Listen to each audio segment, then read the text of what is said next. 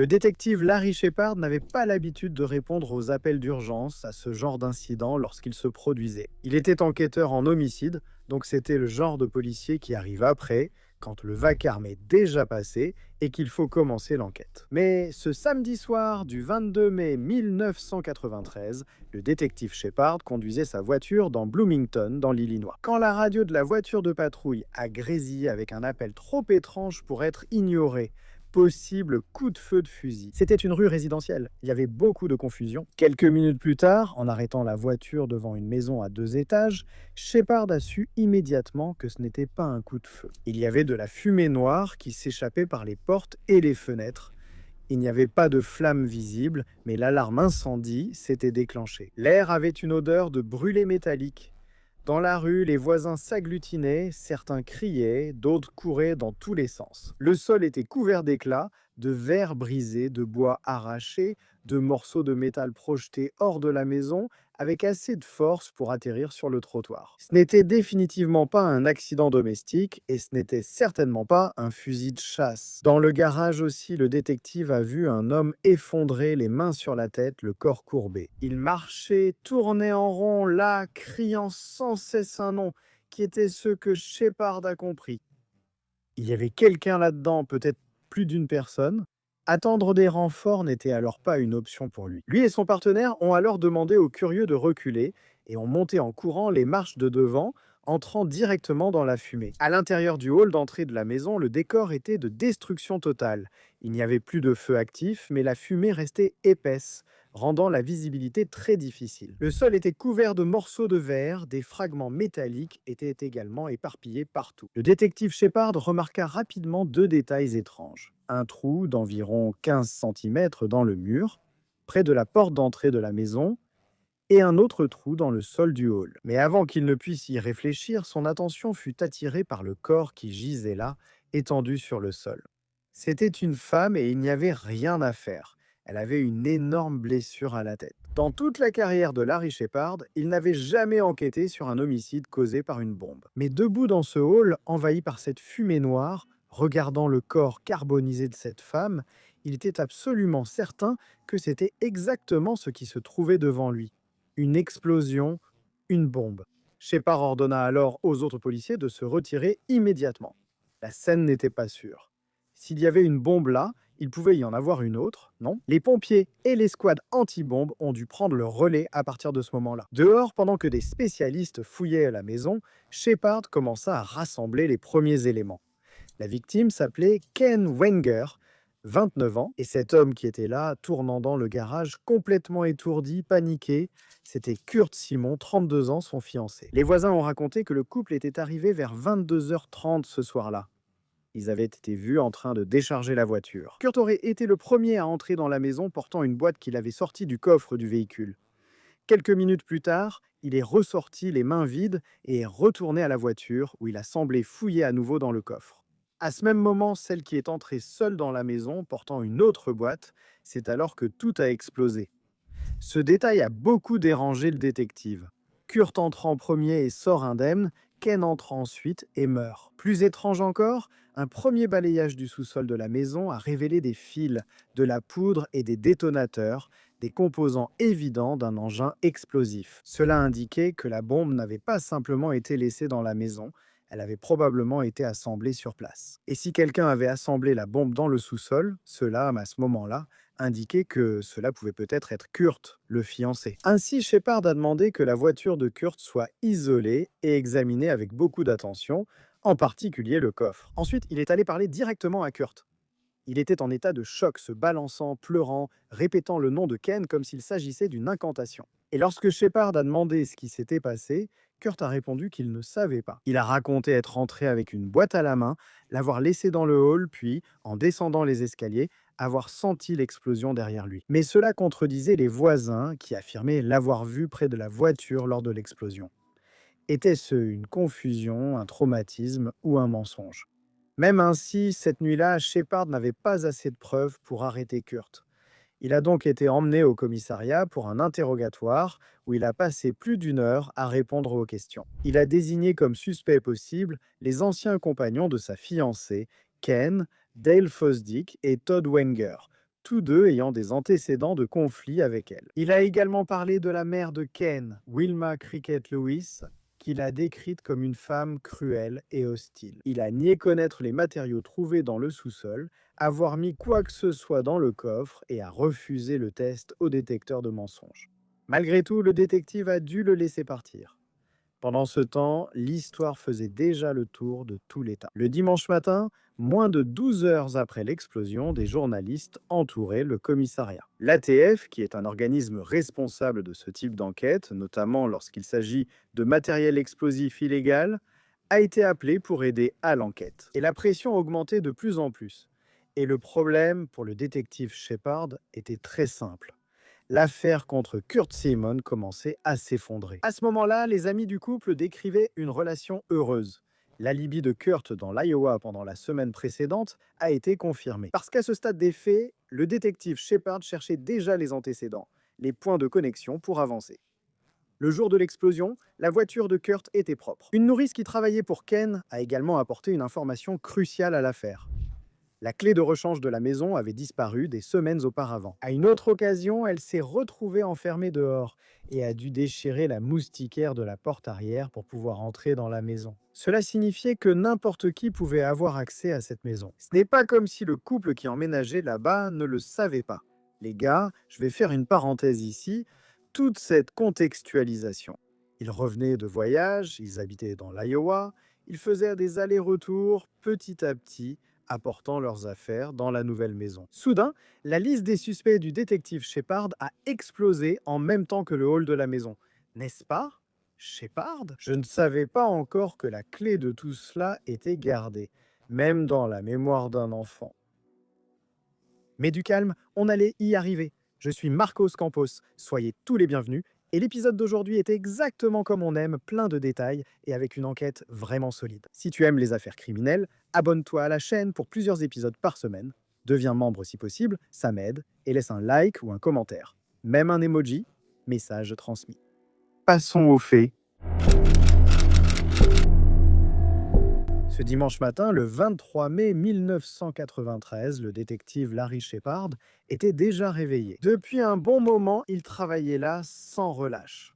Dans ce cas, au café du commissariat. Il n'avait aucun goût, mais il restait là, remplissant sa tasse et sa tête avec toutes les pistes possibles de cette affaire. Dehors, devant le bâtiment, les journalistes s'entassaient comme s'ils flairaient du sang, tu vois. L'attentat à la bombe dans une rue tranquille de Bloomington s'était répandu.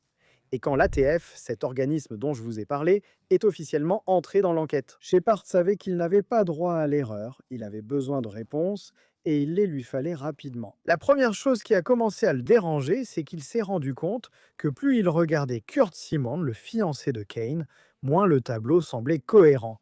Kurt avait l'opportunité. Cette nuit-là, sans aucun doute, il était là. Il a été la dernière personne à croiser Kane. Mais le mobile n'apparaissait tout simplement pas dans l'enquête. Les amis décrivaient un couple enthousiaste, faisant des projets, parlant de mariage, d'adoption, d'avenir.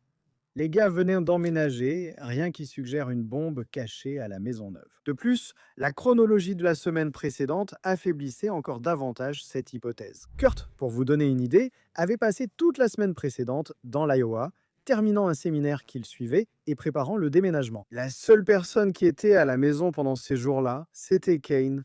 Mais est-ce vraiment le cas?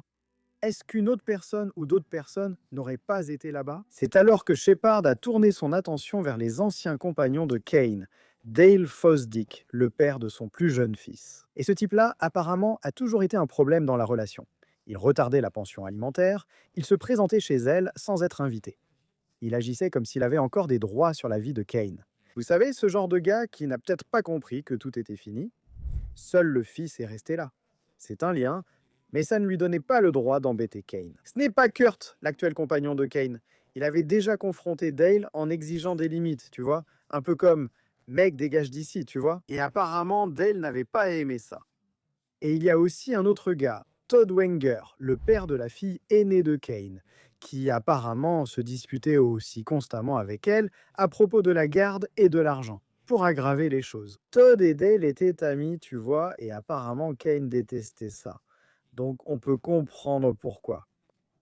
Peut-être qu'ils avaient tous les deux accès à sa routine aussi. Le partenaire de Shepard, du détective Shepard, a été chargé de parler avec Dale pendant que Shepard interrogeait Todd. Dale semblait très bouleversé par les événements. Son petit garçon, présent avec lui, pleurait constamment. Au cours de la conversation, il interrompait les questions. Dale a admis une tension avec Kane, mais il a présenté un alibi solide. Il avait passé la matinée avec sa famille et l'après-midi à jardiner. Et certains voisins ont confirmé cela.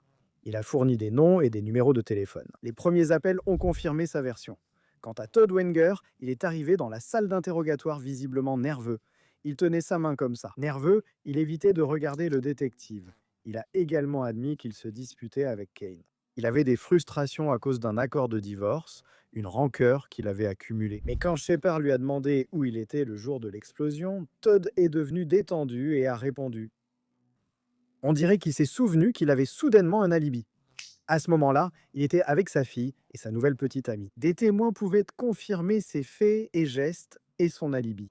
Plusieurs connaissances l'ont vu toute la journée. Deux hommes avec un mobile, deux hommes sans opportunité claire, n'est-ce pas? Pire encore, le détective Shepard ignorait toujours le fonctionnement et la cause de l'explosion de la bombe. Les spécialistes de cet organisme, l'ATF, étaient en train de reconstituer l'engin à partir des fragments récupérés. Mais jusque-là, il n'y avait aucune certitude que l'explosion avait été déclenchée manuellement, par, je ne sais pas, une télécommande, tu vois, ou par un type de minuteur. Et sans cette information, il était impossible de relier tous les éléments, tu vois, disons la fenêtre temporelle de ce crime. Aucun voisin n'a signalé de mouvements étranges près de la maison au moment de l'explosion. Cela laissait l'enquête un peu dans le flou. C'est alors que le détective Shepard a décidé de prendre une autre direction. Il a changé de cap dans la nuit de dimanche, presque 24 heures après la mort de Ken. Il s'est rendu à la maison où vivait sa sœur, Johnny, ainsi que sa mère, Wilma, aussi connue sous le nom de Cricket Lewis. La réaction des deux a été différente. Je dirais, d'accord? Johnny était dévastée, elle a ouvert la porte en pleurant, la voix brisée. Elle a proposé au détective de s'asseoir sur le canapé, et à chaque tentative de parole, elle fondait presque en larmes. Qu'est-ce que cela suggérait? Que sa douleur était soit feinte à la perfection, soit tout à fait réelle, n'est-ce pas? Mais Cricket, mes amis, non, elle n'est pas la mère. Elle ne pleurait pas, elle ne semblait pas triste, elle avait même l'air un peu en colère, vous voyez, non? Concernant la mort de sa fille, elle semblait surtout indignée de ne pas être bénéficiaire de l'assurance vie de celle-ci. Là, elle parlait fort, elle gesticulait, elle se plaignait de l'argent qu'elle ne recevrait pas. Comme si la tragédie l'avait en fait offensée et non pas la perte de sa fille, c'est fou. Shepard s'est immédiatement souvenu des paroles de Kurt lors de ce premier interrogatoire, tu te souviens? Elle est méchante, du genre de personne qui fait des méchancetés. À ce moment-là, ça a mis la puce à l'oreille du détective Shepard. Lorsqu'on lui a demandé quelle était sa relation avec sa fille, Cricket a rapidement détourné la conversation vers Kurt. Elle a dit qu'il avait gâché la vie de Ken, qu'il avait détruit la meilleure relation que sa fille ait jamais eue, qui était justement avec Dale Fosdick. Elle a affirmé qu'avant Kurt, elle parlait avec Ken tous les jours, quotidiennement. Une routine de mère et de fille. Mais tard, après que Kurt soit entré dans la vie de Ken, elle a été interdite de parler à sa fille. Pourquoi donc, n'est-ce pas? Enfin, Cricket parlait vite, passant d'un sujet à l'autre. Elle était vraiment envahie par la colère. Et le détective Shepard ne savait pas s'il avait affaire à une femme cruelle. De quelqu'un, peut-être, qui gérait mal son deuil, ou pourquoi pas, de quelqu'un de coupable, ou tout ça à la fois, non? On ne peut pas savoir. C'est alors que Johnny, la sœur, a tout interrompu. Elle a présenté un nouveau nom. C'était un collègue de travail de Ken, appelé Phil Hartman. Selon l'histoire de la sœur, Ken avait récemment quitté son emploi parce qu'elle aurait été victime de harcèlement sexuel de la part de cet homme. Il y a eu un accord financier, un prétendu accord, et selon Johnny, Phil aurait ensuite proféré des menaces, promettant qu'il se vengerait. Cependant, dans cette affaire, tout le monde n'a pas forcément de motif, dirais-je. Quand Shepard est sorti de cette maison-là, il pensait qu'il allait raccourcir sa liste, mais il est sorti avec une liste encore plus longue. Kurt, Dale, Todd, Phil, et pourquoi pas Cricket? N'est-ce pas? Il était tard, Shepard était déjà épuisé. Il était réveillé depuis samedi matin, première fois depuis l'attentat. Il a donc décidé de rentrer chez lui pour dormir. Le lundi 24 mai, presque 2 jours après l'explosion, Shepard est retourné chez Ken. Maintenant, là où tout s'est passé, ce n'est plus le cas. Officiellement, la maison était libérée, le corps avait déjà été enlevé. Le hall d'entrée était encore détruit, marqué par des fanions, des photos, des mesures.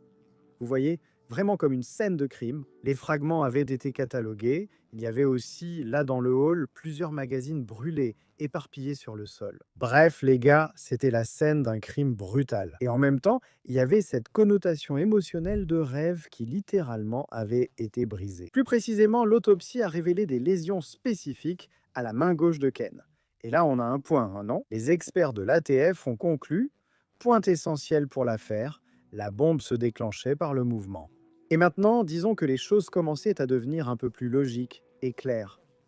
Pour le détective Shepard, qui a probablement vu le paquet étrange là, par terre, elle l'a pris de la main gauche et cela a déclenché l'explosif.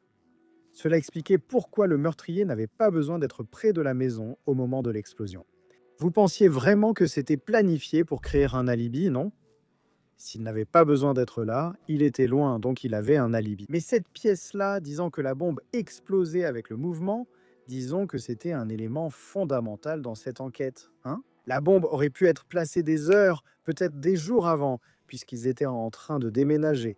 Et cela expliquait aussi pourquoi il y avait des matériaux dans la cave. Vous vous souvenez que j'ai dit qu'il y avait des fils, de la poudre, des détonateurs et tout ça, donc la bombe avait été assemblée dans la maison. Pourquoi non, tu penses? Transporter cette bombe déjà montée, ce serait déjà trop risqué pour le criminel, non? Ce genre d'engin demandait des connaissances techniques, de la patience, beaucoup de précision. Une erreur alors, et le poseur de bombe aurait explosé. Cricket a donc été retirée des suspects à ce stade. Selon le détective, elle ne semblait tout simplement pas capable de faire une chose pareille.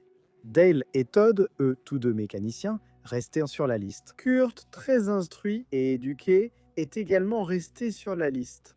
Quant à Phil Hartman, ce prétendu type impliqué dans une histoire de troubles, d'abus sexuels, il était physiquement éloigné de la scène. Il était en Louisiane depuis un moment et ne montrait pas assez de connaissances techniques pour fabriquer une telle bombe. Donc il n'a pas disparu de la liste, mais il a été mis tout à la fin, tu vois. Pendant que Shepard analysait le hall détruit de la maison, une idée a commencé à germer dans sa tête. Celui qui a fait ça se sentait à l'aise dans cette maison, il est un peu entré sans crainte, il a travaillé là-bas au sous-sol, il a monté une bombe dans le hall. Savait-il que le couple n'arriverait pas à ce moment-là? Cela suggérait que cette personne n'était sans doute pas un inconnu, peut-être quelqu'un de proche. Quand Shepard est descendu les marches devant la maison, pensant à enquêter sur les lieux de travail de Dale et Todd, il a entendu quelqu'un crier son nom. Un policier courait dans la rue et a dit « Venez ici, venez ici. J'étais en train de parler avec les voisins. Il y a quelque chose là-bas que je pense que vous allez vouloir entendre. » Le policier interrogeait les voisins pour savoir s'ils avaient vu quelqu'un dans le coin passer devant la maison où il était entré les jours précédents. Soudain, il se demanda si c'était un inconnu, si le voisinage l'avait déjà vu, si cette personne existait vraiment ou si elle venait souvent ici. Quant à l'inspecteur Shepard, il a suivi le policier et il y avait une petite fille avec son père sur le trottoir. Une fillette d'environ 10 ou 11 ans, elle était là sur le trottoir, la petite était vraiment très nerveuse. Et quand Shepard a commencé à parler avec cette fillette, il savait que l'affaire pouvait commencer à se résoudre. Cette petite fille du quartier, elle ne voulait évidemment pas être là, n'est-ce pas? On voyait bien qu'elle avait peur, qu'elle était un peu inquiète, elle tenait la manche du t-shirt de son père. Là, tu vois, un peu effrayé. Le père était juste à côté, sérieux, tu vois. Il essayait de transmettre un peu de confiance, de rassurer sa fille, tu comprends? Le détective Larry Shepard s'est accroupi, il l'a regardé dans les yeux. Là, il lui a parlé calmement, il a dit « Écoute, non, tu peux être tranquille, tu n'as pas de problème, raconte-nous ce que tu as vu, enfin, ça peut vraiment nous aider. » Alors, la fille a pris une respiration plus calme et a commencé à raconter. Quelques jours avant l'explosion, elle ne savait pas dire exactement quel jour, mais elle jouait dans le jardin de sa maison. Et elle a vu un homme sortir de la maison de la voisine, la maison de Ken, où a eu lieu l'explosion. Selon elle, cet homme marchait calmement, comme s'il appartenait à cet endroit. Il n'a pas couru ni paru nerveux, il est juste sorti, a traversé le jardin et rejoint sa voiture. Avant d'entrer, il a vu la petite fille, qu'il a aussi vue. Elle lui a dit bonjour et il lui a fait signe de la main. Quand Shepard lui a demandé si elle connaissait cet homme, elle a répondu que oui. Elle le connaissait, elle a même dit qu'elle l'avait déjà vu là plusieurs fois. Tu sais qui c'était? Alpidsdale Fosdick? Pour Shepard, ce nom est tombé comme un poids, n'est-ce pas? C'est comme si le béton avait explosé à ce moment-là. Ce n'était plus une rumeur ni une supposition, mais une reconnaissance directe, faite par quelqu'un sans raison de mentir, n'est-ce pas? À partir de ce moment-là, alors, l'enquête a changé de rythme.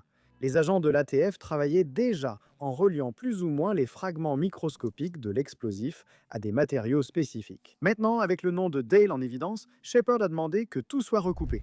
Outils, composants, résidus, habitudes, et les pièces ont commencé à s'aligner. Dale avait un vieux passe-temps apparemment inoffensif, mais cela lui donnait du savoir-faire, n'est-ce pas? Il fabriquait des aéromodèles, ses avions télécommandés, un passe-temps demandant des connaissances en électronique. Des fils, donc pourquoi pas de simples détonateurs. Des systèmes d'activation par mouvement, tout ce dont il avait besoin pour fabriquer une bombe artisanale. De plus, Dale avait des antécédents d'entrer chez Ken sans permission. Il faisait ça tout le temps, même après qu'elle lui ait demandé d'arrêter. Parce que, dans sa tête, cela ne semblait jamais être une intrusion. Pour lui, c'était son droit, ce qui expliquait beaucoup. N'est-ce pas? Le type qui a fabriqué la bombe était à l'aise avec lui là-bas. Les gens l'ont vu, parce qu'il n'avait pas peur d'être vu, parce que la fille n'a pas trouvé sa présence étrange. Dale faisait partie de l'endroit, un peu comme du décor du quartier. Les autorités ont donc reconstitué ce qu'elles pensaient être la véritable séquence des événements. Regardez. Le samedi matin, le 22 mai 1993, vers 11h30, Dale a garé sa voiture devant la maison de Ken, sur le siège passager. Il transportait un sac contenant une bombe artisanale partiellement assemblée, avec quelques outils à l'intérieur. Il est alors sorti de la voiture et s'est dirigé vers la porte d'entrée. Il a utilisé la clé, un double qu'il avait volé des mois auparavant sous le paillasson devant la maison. Vous savez cette habitude que certaines personnes ont de laisser la clé sous le paillasson? Eh bien, Ken n'en avait aucune idée. Elle ne s'est rendue compte de ce qui s'était passé, que quelqu'un avait pris la clé, qu'après coup. Un jour, elle s'est retrouvée enfermée dehors et a dû forcer l'entrée. Vous vous souvenez que j'ai dit qu'elle avait déchiré la moustiquaire pour entrer? Revenons-y. Alors Dale est entré dans la maison, il est descendu au sous-sol, il a posé son matériel là, et il a commencé à travailler sur la pompe. Il n'était pas du tout inquiet, il connaissait les habitudes du quartier. Il savait que personne ne trouverait étrange de le voir là. Et plus important encore, il savait qu'il ne serait pas présent au moment de l'explosion. Il allait se construire un alibi, comme je vous l'ai dit. Après avoir presque entièrement assemblé l'engin, il a ramassé la plupart de ses outils, a laissé quelques matériaux derrière lui, pensant que l'explosion effacerait en quelque sorte toute trace. Il a monté les escaliers, posé la bombe dans le hall, puis arrêté. Le mécanisme était bien une bombe à détection de mouvement, n'est-ce pas? Donc au moindre faux mouvement, tout aurait explosé. On peut facilement imaginer, non? La sueur qui coule sur le front de cet individu-là. Après avoir fini, il s'est levé, a ouvert la porte de Boassa et s'est dirigé vers sa voiture. C'est alors que la scène s'est produite, n'est-ce pas? Il a vu la petite fille lui a fait signe d'accord, Dale est parti. Dans sa tête, il était sûr que personne ne s'en souviendrait. Quelques heures plus tard, Ken et Kurt sont arrivés de voyage avec quelques affaires de leur déménagement. Kurt est entré en premier avec une boîte. La bombe était déjà au sol dans la maison, mais il ne l'a pas remarqué. Alors il retourne à la voiture et Ken entre seul.